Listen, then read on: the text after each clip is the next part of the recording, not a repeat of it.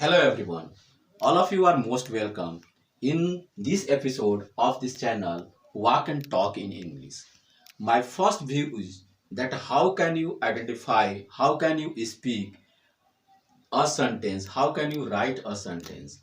For that I have taught you in my previous class about sentence. And in this class I have also taught that how can you identify the kinds of sentences. If you are able to identify the kinds of sentences, then you can better explain yourself by writing or by talking. So, today we are going to know about subject and predicates. What is subject? What is predicate? Subject and predicate are the two parts of a sentence. So, at first we are going to know what is subject. Do you know what is subject? Subject is the part of sentence. Subject is the part of sentence that perform the action is called subject. Okay? The part of sentence that perform action is called subject. Have you understood what is subject? The part of sentence that perform action is called subject. How can you identify? You see here, I am saying here, he writes a letter. Okay, you are looking this, he writes a letter. In this sentence you are looking that who is writing a letter. He is writing a letter, so he is the subject. He is the subject. Okay, now after knowing that subject, we have to know that where the subject can be placed. Okay, in previous class I have taught you the kinds of sentences, that is the assertive sentence, that is the interrogative sentence, exclamatory sentence, imperative sentence, and optative sentence. In this type of sentences, subject may be placed at different places. When we are going to explain, when we are going to deliver, when we are going to write anything, any assertive sentences, then subject is at the place of, subject is at the beginning of the sentence. Okay, so you are looking that subject is at the beginning of the sentence, that is the assertive sentence. But whenever we are going to say interrogative sentence, then where interrogative word can be placed? Interrogative word can be placed before starting the word. Interrogate where? Before starting the sentence, not word, and before the verb also. Just you are looking that what do you write? What do you write? You are looking, this is interrogative sentence. So what is at the beginning? What is at the beginning of the sentence? So this is the interrogative word. We know that interrogative sentences can be framed by using the two types of word. One is the WH question word like what, why, when, where, and second is by using the auxiliary verb. What are those auxiliary verbs? Like do, does, has, have, is, am, are, was, were, will, shall, can, could, may, might, shall, should, etc. So by using do, you can also write a do you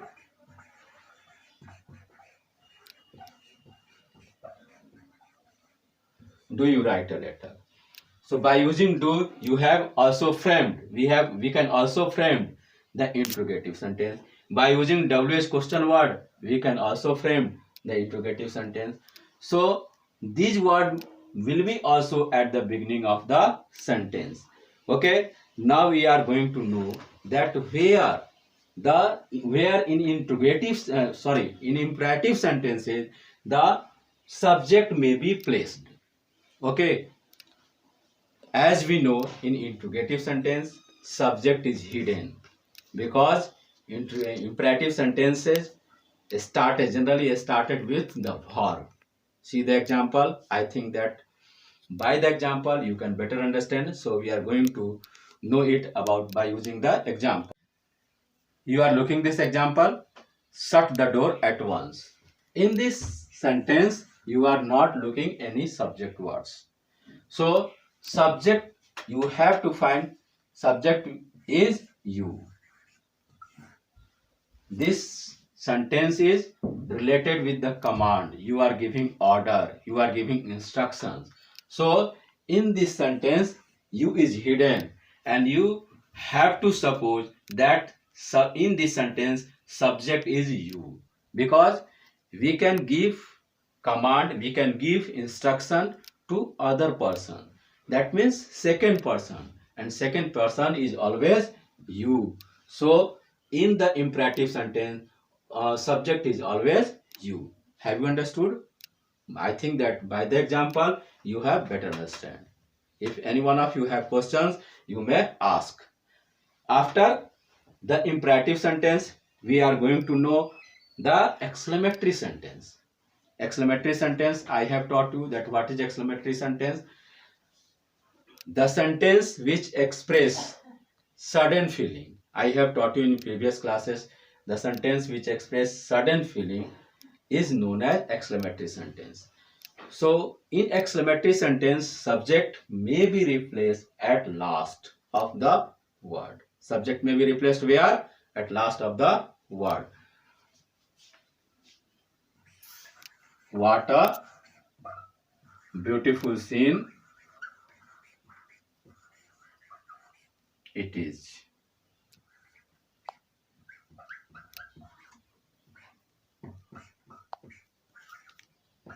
Okay, so you are looking that what a beautiful scene it is, and in this sentence what is subject? It is subject. So I think that you don't have any problem to place the subject in different kinds of sentences. You don't think that subject may be always at the beginning of the sentence. The place of the subject is changed according to different kinds of sentences. Okay, now you have understood sentence about the subject. Now we are going to know about the predicates. Okay, as I have taught you today that the sentence has two parts, one is subject and one is predicate. Before that I have explained you about subjects. Now we have to know about predicates. Predicate, what is predicate? One part is subject and one part is predicate. The part of the sentence that does the action is known as predicate. Okay, the part of the sentence which does the action is known as predicate. Okay, is it clear? There is no need to say again. If you have any problem you may ask me. So you, by the example we can better understand.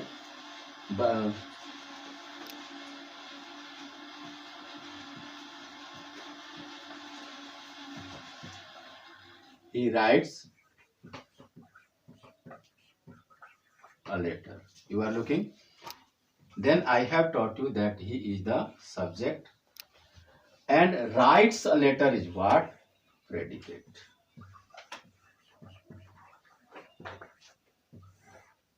Writes a letter is predicate, and that is subject. So we have to find, we have to know that the part of the sentence which does the action, in which the action is done, is known as predicate. And that means in the part of the sentence where the action is does is known as predicate. That means the predicate must predicate in the predicate verb will be necessary. Okay, when in a sentence you are looking that there is verb, that part is predicate. Okay, writes a letter. Writing is verb. That means it is predicate. Have you understood? You can see other example.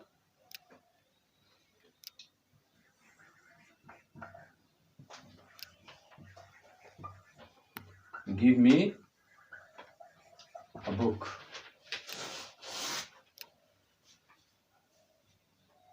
He sings a song. He sings a song. So sings a song is predicate.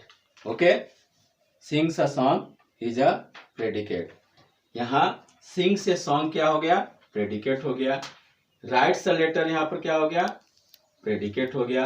क्योंकि इन दोनों part में आपके पास क्या है? verb है. तो sentence के जिस पार्ट में verb रहेगा वो पार्ट आपका क्या हो जाएगा? प्रेडिकेट हो जाएगा. कहने का तात्पर्य यह है कि प्रेडिकेट को जब हम एक्सप्लेन करेंगे, प्रेडिकेट को जब हम समझेंगे, तो उस पार्ट में वर्ब का होना जरूरी है. अगर वर्ब उस पार्ट में नहीं है तो वो क्या हो जाएगा? वो प्रेडिकेट नहीं होगा. आप सभी अच्छे से समझ गए होंगे. अगर आपके पास कोई भी डाउट्स है आप पूछ सकते हैं. Okay, so this is the part, or these are the part of the sentence. One is subject and one is predicate. I think that you have better understand the definition of subject and predicate. By knowing the definition of subject and predicate, you will try to do the exercises of this chapter, and that's over for today. Thank you very much.